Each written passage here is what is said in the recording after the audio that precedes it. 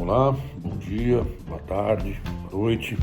Meu nome é Rogério Moreira, eu sou médico clínico e especialista em Medicina Legal e Medicina do Trabalho pela Faculdade de Medicina da USP. E hoje eu estou aqui para bater um papo, conversar um pouquinho com vocês a respeito do Alzheimer. O Alzheimer é uma doença que se tornou muito famosa nos últimos anos, porque se chegou mais aos seus diagnósticos precisos. É uma doença que já foi diagnosticada lá em 1906. Ela tem esse nome porque o médico alemão Alois Alzheimer foi a pessoa que o descobriu. Ele tinha uma paciente jovem, relativamente jovem, de 51 anos, que começou a apresentar esses quadros de demência, uma demência senil avançada. Tanto que ela faleceu aos 55, já bastante debilitada em razão da doença. Por conta disso, ele pediu e obteve autorização da família para poder fazer um exame do cérebro dela após-morte. E, de fato, notou que as alterações padronizadas que ocorreram no cérebro dessa paciente justificavam a sintomatologia que ela tinha tido. E aí acabou batizando a doença com o seu próprio nome. O Alzheimer é uma doença neurodegenerativa, progressiva e fatal. O que quer dizer isso? A doença é neurodegenerativa porque ela ataca o tecido nervoso, os neurônios, levando-os à destruição. Isso ocorre de maneira progressiva, por isso que ela é progressiva, e chamamos de fatal porque ela é incurável, uma doença sem cura. Uma vez diagnosticada, ela pode ser tratada, mas não pode ser curada. O Alzheimer é uma doença que tem diversas subespecialidades ou classificações. O Alzheimer inicial é conhecido também como suave, uma modalidade suave, onde o indivíduo começa a ter pequenas perdas de memória, localizadas, alguma dificuldade ou um aumento no tempo para cumprimento de determinadas tarefas. Depois, evolui para o que a gente chama uma fase intermediária ou de severidade moderada.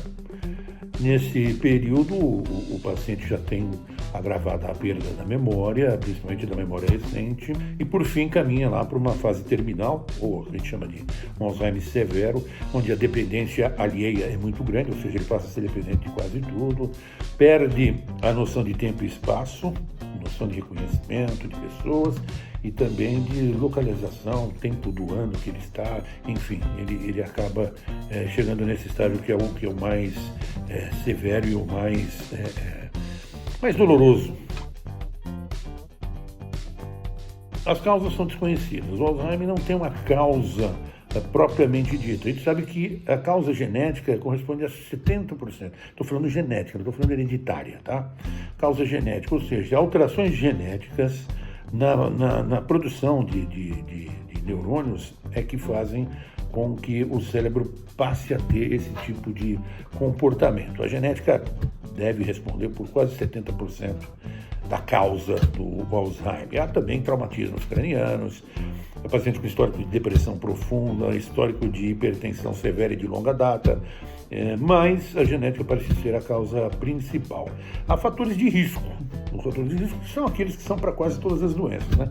Obesidade, sedentarismo, o tabagismo, nível elevado de colesterol no sangue, estresse, assim por diante, são fatores que podem aumentar os riscos do Alzheimer, mas não necessariamente conduzem à demência como ela é conhecida.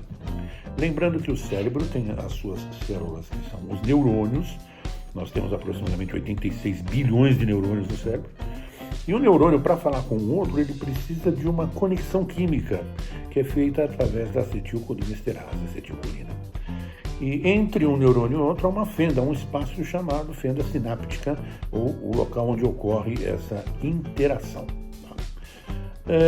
Tanto que o tratamento vai passar por isso, a ajuda nessa interação entre os neurônios até que eles degenerem por conta da doença.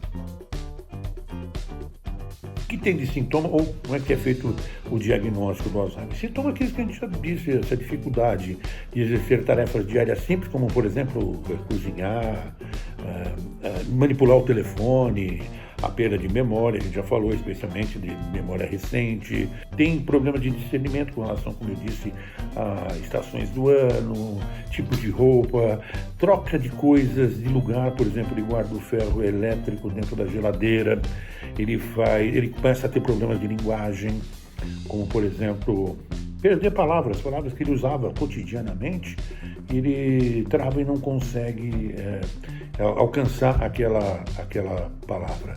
E alterações da personalidade, incluindo a violência, que passa a ser mais frequente na fase final. Uma alteração de humor, aparentemente sem razão alguma, também faz parte desses quadros. Não existe um teste específico para você fazer diagnóstico de Alzheimer.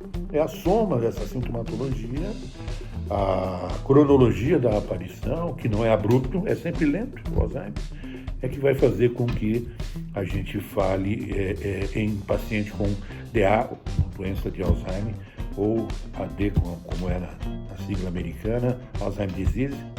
E a apatia também faz parte dos quadros mais avançados, quando a pessoa começa a se desinteressar por tudo, por fim, a afasia, que é a perda da fala, para de falar, para de contactuar, depois acaba ficando acamado, restrito ao leito e com pouca interação social.